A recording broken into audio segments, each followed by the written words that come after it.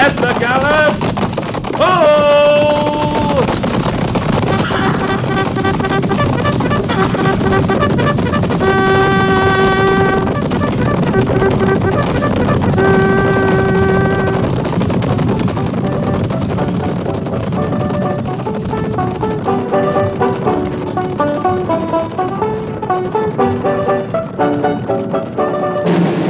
Fort Laramie.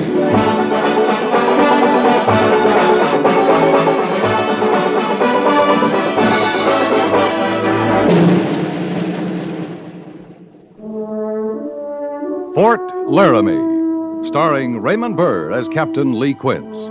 Specially transcribed tales of the dark and tragic ground of the wild frontier. The saga of fighting men who rode the rim of empire. And the dramatic story of Lee Quince, Captain of Cavalry.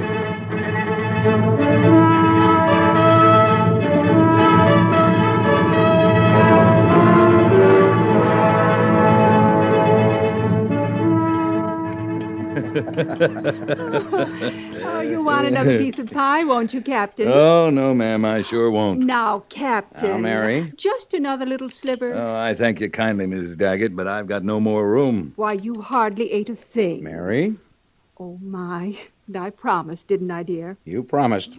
Although why I thought you'd keep it is beyond me. You see, Captain, I'm under orders, too. When you come to dinner, I'm not to urge more food upon you than you voluntarily take. It was a fine dinner, ma'am. Thank you. But you see, I've been guilty of smothering you. Or mothering you. I can never remember which. It amounts to about the same thing, doesn't it, Lee? I'm a neutral in this kind of war, Major. A smart neutral, too. You got both sides looking out for your best interests.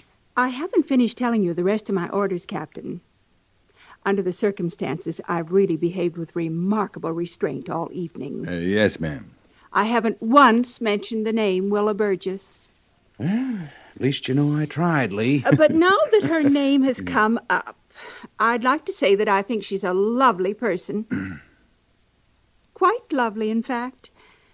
To me, Willa is an amazing combination of qualities. You should have taken another piece of pie, Lee, and spared yourself this. Well, next time I'll remember. She's warm, feminine, yet she's capable, with great strength of character. And if I were a man... But you're not, my dear. A fact which delights me most of the time. But not now. Emphatically not now. Well, then this must be the time for me to remember the mending I must do, if you gentlemen will excuse me. Let me help you, dear. It doesn't look as if I can avoid it. Miss Daggett? Oh, please come again, Captain. I'll probably be every bit as bad next time, but I do enjoy having you. Oh, it's my pleasure, ma'am. Oh, there's brandy and cigars in the living room. You'll be glad to know I don't care for any. Good night, dear. Good night. Try not to miss me too much. Ah, she's improving, Lee. That's the fastest retreat she's ever staged. Oh, she's all right, sir. Yes. Yes, she is. She said, brandy. Hmm? Brandy. Oh, yes, she did. Oh, I can remember how it was, Lee. When I was a bachelor officer, I thought the worst duty I could draw was a dinner invitation from a ranking officer who was married. Oh, it depends on the officer. And his wife. I didn't suffer tonight, sir. Oh, good. Well, make yourself comfortable, Lee. Sit down. If your belt's tight, your blouse or your boots, undo them. Much obliged. Cigars are in the humidor. Yep. You're smoking better tobacco than you used to. Yeah, I am. Here's your brandy, Lee. Thanks. Cigar, Major? Thanks.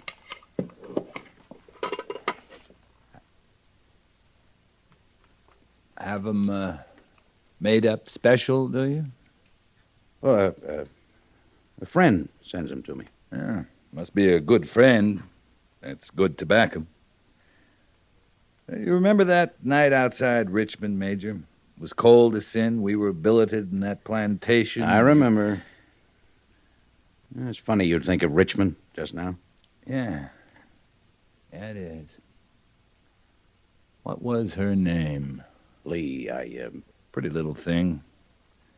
Wouldn't pass the time with the rest of us, I remember, but she kept worrying whether you were going to be warm enough. that was a long time ago. Seems to me that was a tobacco plantation. Lee, Mary and I have been married for almost 6 years.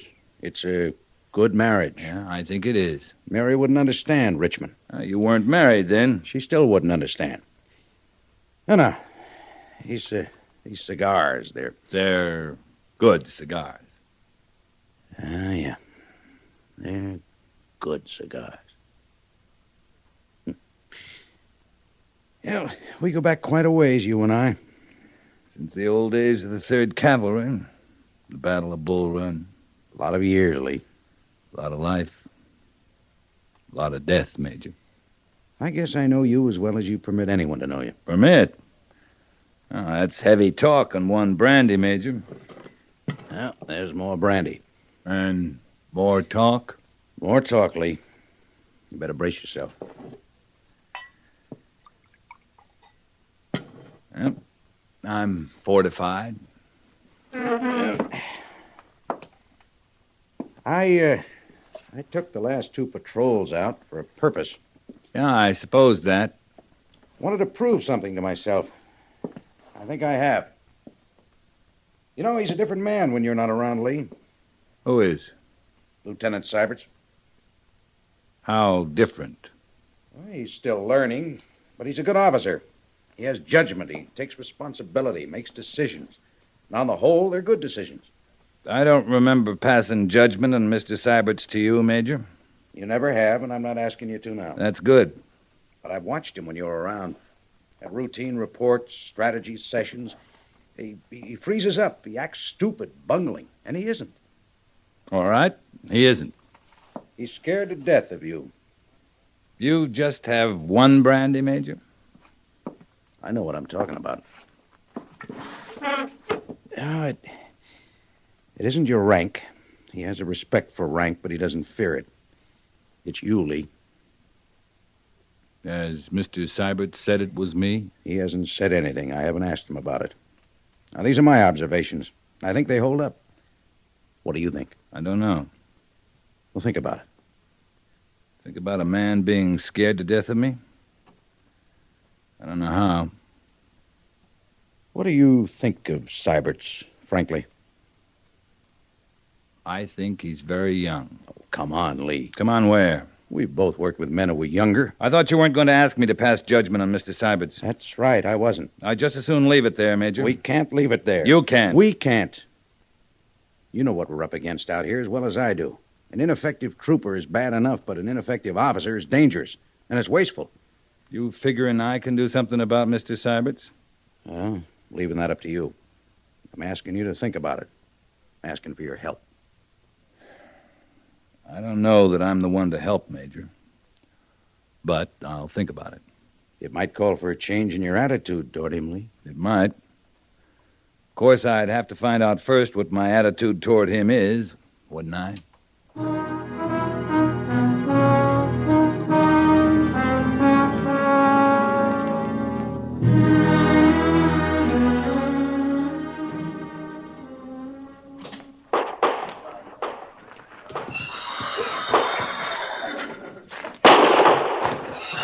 He's steadying toward Flint.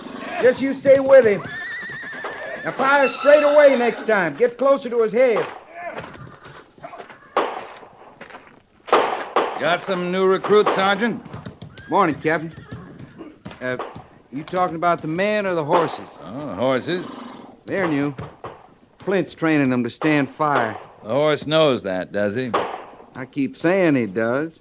Some take a little bit more encouragement than others, you know. You talking about men or horses? Excuse me, Captain. All right, Flint. Take him out now, beyond the hay yard. Run him real good and try firing at the gallop a while. He sure was ugly for a while. But Flint'll make a steady goer out of him. Yeah, you can tell about horses. Plungers, kickers, rearers, you work 'em enough. You can tell if it's in 'em to be a steady goer. You know horses, you can tell. Be helpful if you could tell about a man as easy. A man standing fire? Man standing anything. If you could tell by looking, that sure would be helpful, Captain. Now, that horse Flint's training. He's afraid of that pistol now. He's first afraid looking at it. But mostly it's the sound that scares him. That's it. Sure it is. But we can look at that horse and know he'll train out of it. Is that because we know horses or because we know what they're afraid of? I'd say it was both, Captain. Maybe one thing more. What's that? Well, we can understand the horse would be afraid of the pistol. We figure him to be right from the start. Yeah. Yeah, knowing he's afraid to begin with, that's a lot to know. And then, too, that horse is bound to find out he's got nothing to fear from that pistol. Once he finds out, he ain't afraid anymore. You saying the man ought to face up to his fears? I was talking about horses. Yeah, sure you were. But about a man, well, he ought to face up to his fears. Well, maybe he can't. Maybe he don't know what they are. Or maybe knowing he don't understand them. That way, his fears got to face up to him. Seems like. Just one thing about it, Captain. Sooner or later, they got to get together.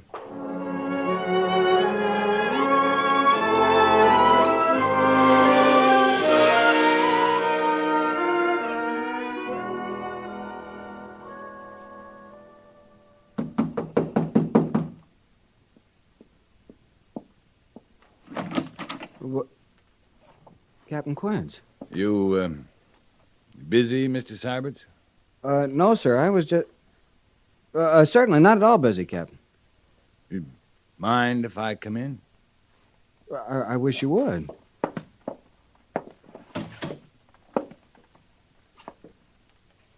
Have a chair? Oh, yeah. You're sure you're not busy? Not busy. No, I wasn't.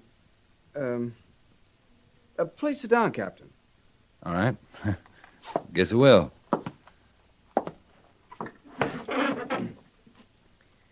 Well, I guess I'll just sit down, too. Yeah. Make yourself at home. I will. Thanks. I guess you were working there at your desk. Oh, nothing important. I keep a journal, Captain. You know, what happens day by day. Just a journal, you know? Yeah, I know. It's just to pass the time. You don't keep one, do you? No, I don't. No, I didn't think so. No, it's all right, though. I mean, the man wants to... Oh, he wants to set things down. Why, he ought to do it. I remember once you said that you didn't keep one because there was a lot you wanted to forget. I probably said that. Well, I know I just took from that you didn't approve of journals. Did I say I didn't approve, Mr. Syberts? No, sir. I just took from that what I thought was... No, wait a minute. I didn't mean to bark at you. Well, what I mean is, a lot of men keep journals, that's all. It's man wants to do it, it's up to him. It's all right. Yes, sir. Mr. Syberts, do you drink? Drink? Yeah, drink. Whiskey. You know, whiskey. Well, sometimes. I'm not sure I know what you're talking about, Captain. I'm talking about drinking, Mr. Syberts. You and me in a bottle of whiskey. Now? Right now. I'd be proud to, Captain. Yeah. Yeah, me too, Mr. Syberts.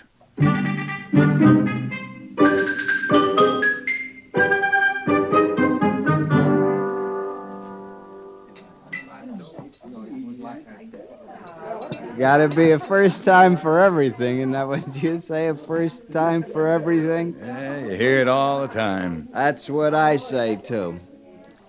The first time I ever came over to Laramie Village. To drink, I mean. With a fellow officer. To drink.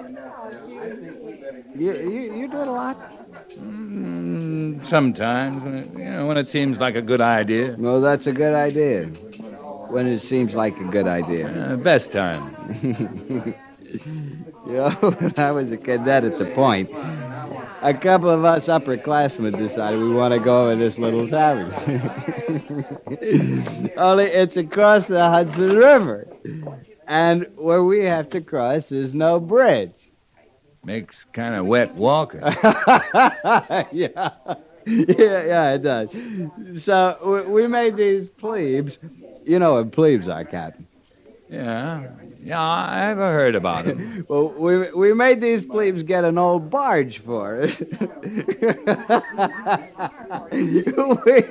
we crossed that old Hudson that night, like Washington crossing the Delaware. Yeah, it sounds like a lot of fun. It was a lot of fun. We sure enjoyed that. Oh, pour you a drink? Oh, sure, thanks. You know, the way I'm talking, I guess I don't need one, except, well, I do need one. Does that sound all right? You don't need one, but you do. Sounds all right to me. Well, I'm glad. Yeah, I drink a little, Captain. I always get talking about West Point. I hope you don't mind. You talk about anything that comes into your head. You mean that? I said it. Oh, there's something I've wanted to talk to you about for a long time. Well, this would be a good time to say it. It's Clausewitz. I've always wanted to discuss Clausewitz with you. It might be a very short discussion. Well, you've read him, of course. Karl von Clausewitz is the Prussian? I know who you're talking about. He wrote a stack of books hip high about military strategy. Oh, I couldn't believe you wouldn't know about him. I think I read every word he ever wrote, some of it in the original German. Clausewitz's field was artillery. That is true. But still, most army men I've known feel that as a strategist, he was the greatest of them all. Oh, you can find army men who say he produced no system of strategy at all. No system of strategy? What was it? Well, in his exposition of the philosophy of war, he pointed out that all of the enemy, men, women, children, they were all part of war. You call that a system of strategy? In total war, you bet I do. How about our wars here, now?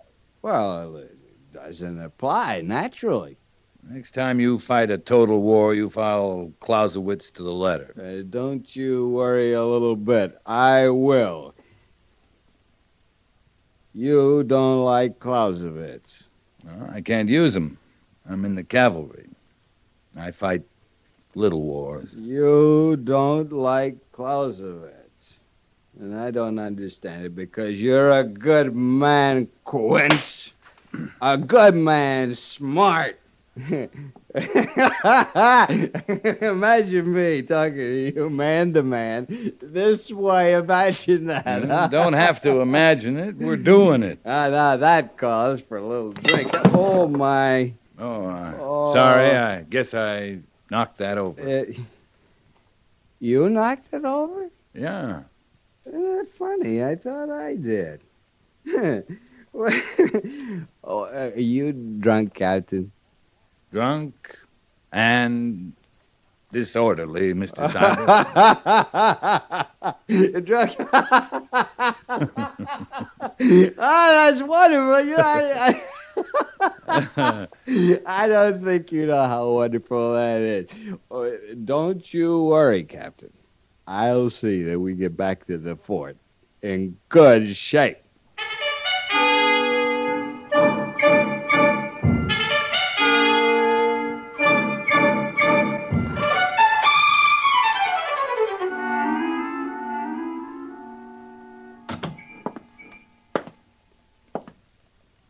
Well, morning, Mr. Syberts. Morning, Captain. You look very fit. I feel fine, sir. And you? I'm alive, Mr. Syberts.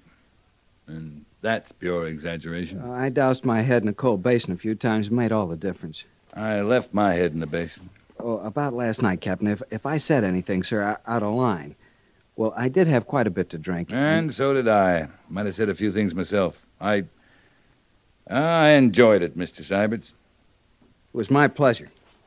You seen the Major yet? No, sir. I thought we ought to present a united front, Captain. Fine. We'll do that.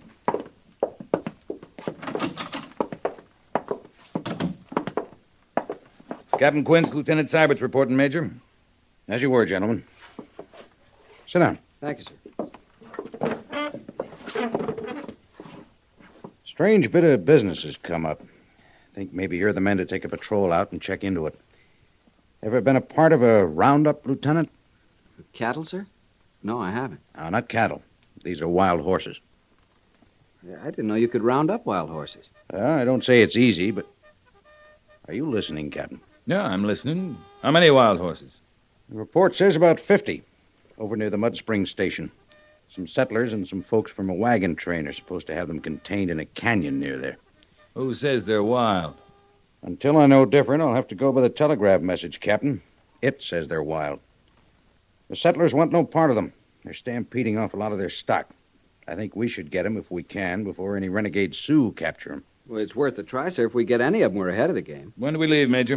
As soon as you pick your men, take as many as you need. I'd say it wasn't a question of how many, Major, so long as we picked the best riders. Don't you agree, Captain? Completely, Mr. Syberts. If that's the case. Now, look here, Lee. Gentlemen, I'll want reports regularly by telegraph and, move out.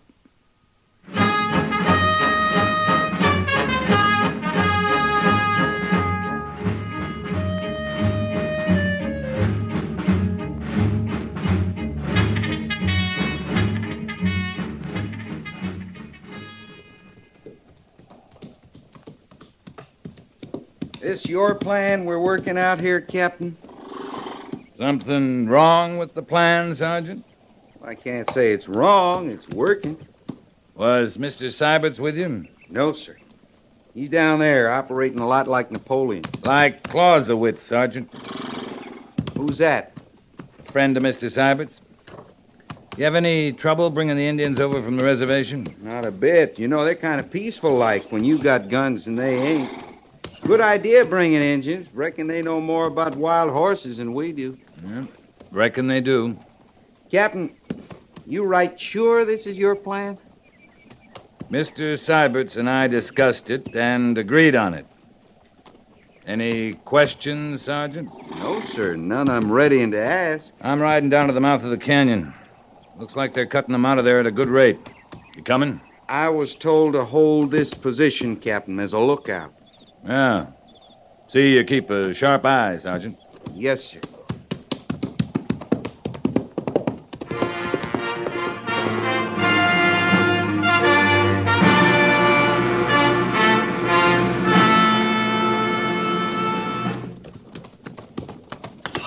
Look good from a distance, Mr. Syberts. Thanks, Captain. Glad you rode down. It looks even better close up. Yeah, you got some of them on lead ropes already. Borrowed a corral from the next ranch. Some of those Indians can sit 'em already. Best natural riders in the world, you know, Indians. That's what I understand. Looked to me like you got most of the 50 out of the canyon. Oh, we'll get back to Fort Laramie with at least 40 of them, Captain. Of course, that's a few days off, but we got what we came for. Yeah, that's the important thing. You feeling better? Hmm? Your leg. It doesn't bother you anymore? Oh. Yeah, it's coming right along, thanks. You've done a good job, Mr. Syberts.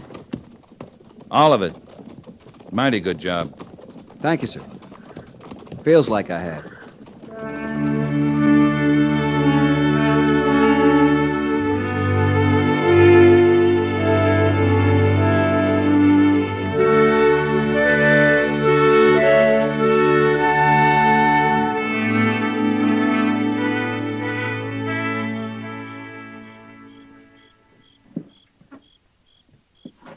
Oh, I almost forgot. Brought you some cigars, Captain. Thank you, Major.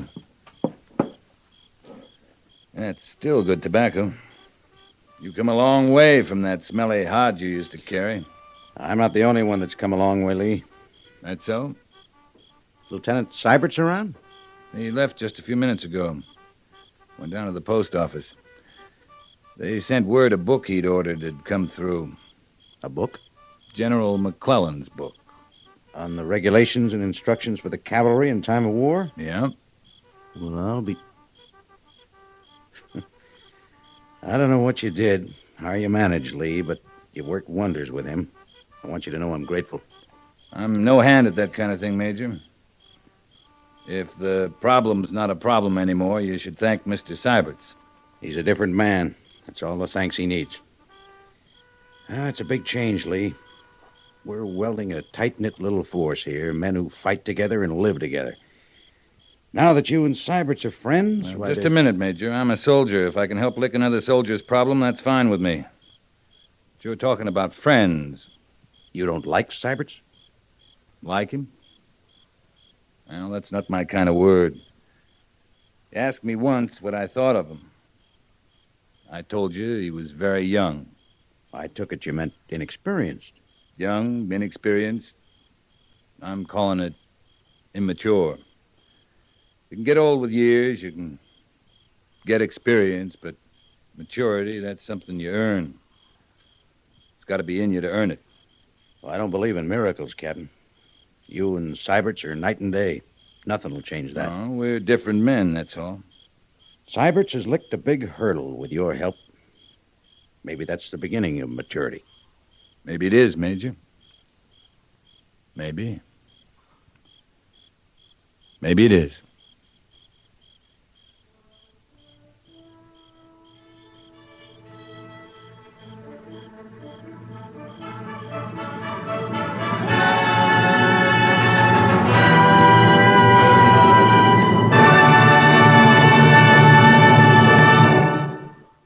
Fort Laramie is produced and directed by Norman MacDonald and stars Raymond Burr as Lee Quince, Captain of Cavalry, with Vic Perrin as Sergeant Gorse. The script was specially written for Fort Laramie by Kathleen Height, with sound patterns by Bill James and Ray Kemper, musical supervision by Amerigo Marino. Featured in the cast were Jack Moyles as Major Daggett, Harry Bartell as Lieutenant Seiberts, and Helen Klebe as Mrs. Daggett.